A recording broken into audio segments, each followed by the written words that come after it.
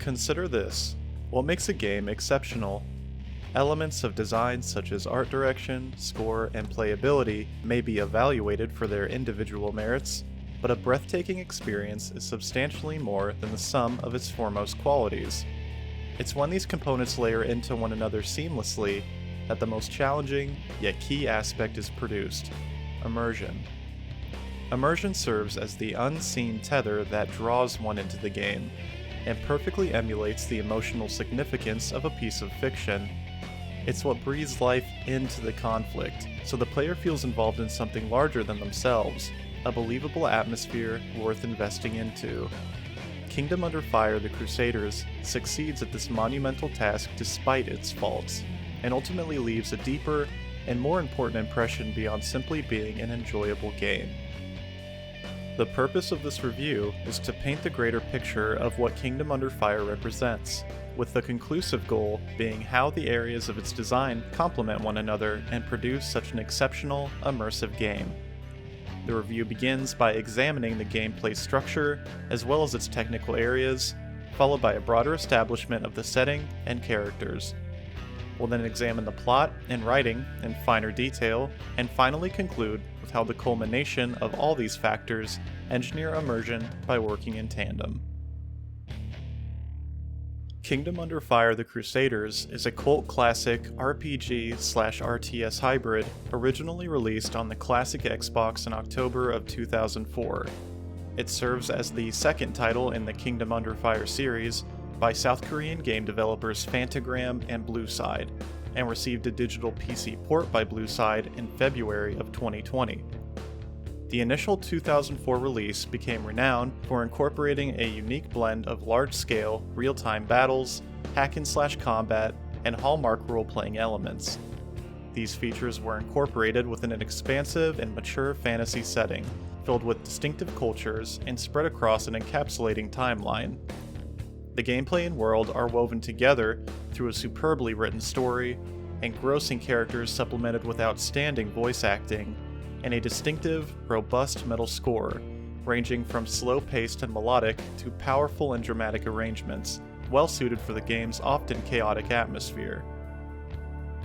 The primary objective of the Crusaders is to guide one of four characters through a conflict tentatively referred to as the Crusades, within the fantasy realm of Berseria.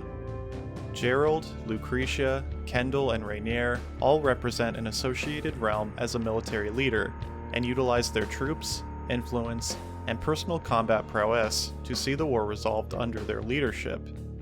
While they each possess their own motivations and obligations which drive them, it's the player's duty to control these commanders through a series of historic battles that not only serve as major engagements with their enemies throughout the struggle, but integral plot points that spearhead the story forward.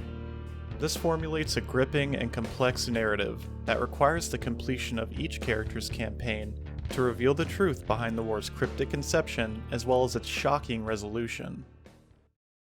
The flow of gameplay is organized between two segments: leading armies in battle, followed by managing them through camps and cities on an overworld map. The story develops within both these points equally, as many of the battles unveil key moments in the war's evolution or changes in the main character's perspective, while the overworld delivers important dialogue with new or recurring characters whom often elaborate on integral areas of the storyline or the history of the world. As both these areas contain instances which expound vital background, ask important questions, or influence future chapters, this leaves very little downtime and keeps the player engaged with the story inside and outside the action.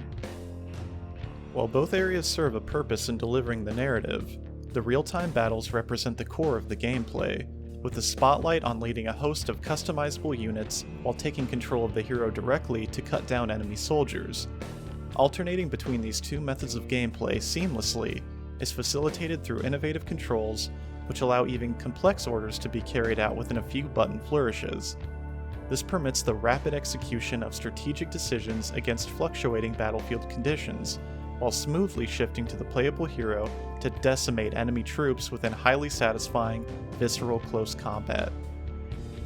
The delicate balance of switching between controlling the hero and directing the army is maintained through a system of acquiring and spending skill points, otherwise known as SP. These points are earned by successfully performing strategies and utilizing troops or the hero effectively.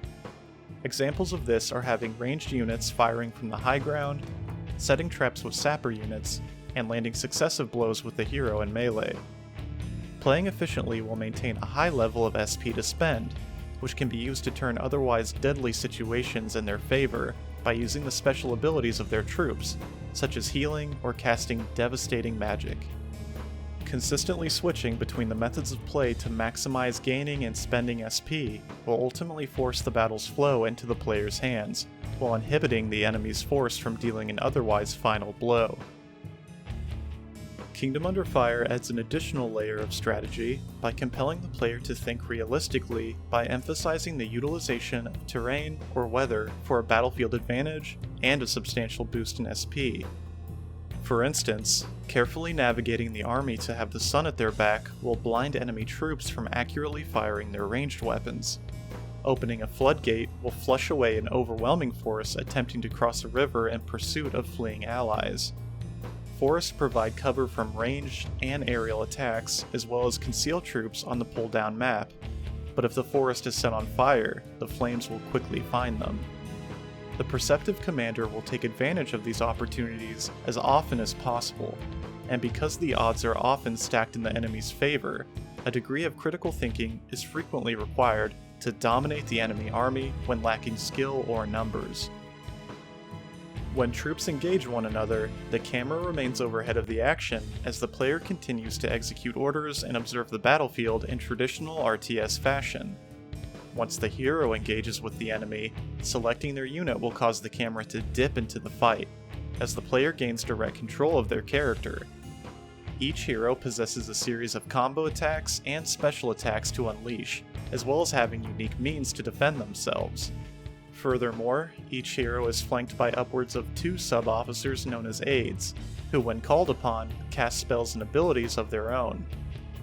However, powerful enemy leaders often appear as well, and will perform abilities depending on their class and race, like summoning a shroud of dark mist, or sending troops flying with powerful, earth-shattering shockwaves. While these aspects may seem relatively straightforward on paper, the difficulty curve is steep, and it takes trial and error to master the combat mechanics. The controls are initially cumbersome and overwhelming, while tutorials are scarce and references are limited. Not every aspect of combat is covered, nor does every troop type have its usefulness fully explained throughout the course of the game, and it's the player's responsibility to experiment and find their own solutions. The fast-paced, chaotic battles are usually in favor of the enemy, and the player's mistakes are often heavily punished, resulting in the rapid destruction of part, if not all, of the player's army. In addition, the difficulty builds momentum very quickly, and often overwhelms the player between issuing orders, controlling the hero, utilizing geographic advantages, and tracking the fluctuating objectives. Ultimately, this forces a high amount of stress on the unprepared, as well as the unwilling to acclimate to the gameplay's demands. Luckily, Kingdom Under Fire greatly rewards the mastery of its many systems if the player can overcome the odds against them.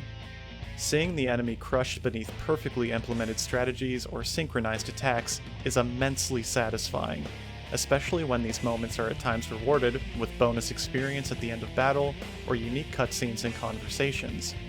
Experimenting with new unit types and learning how to best utilize their strength may also result in interesting ways to approach future missions, making playthroughs heavily customizable, as not every successful army needs to follow a set pattern.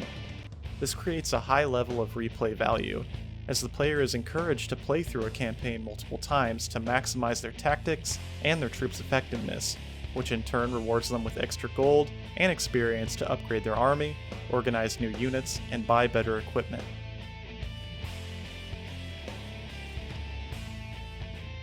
The gameplay section will continue in the next video.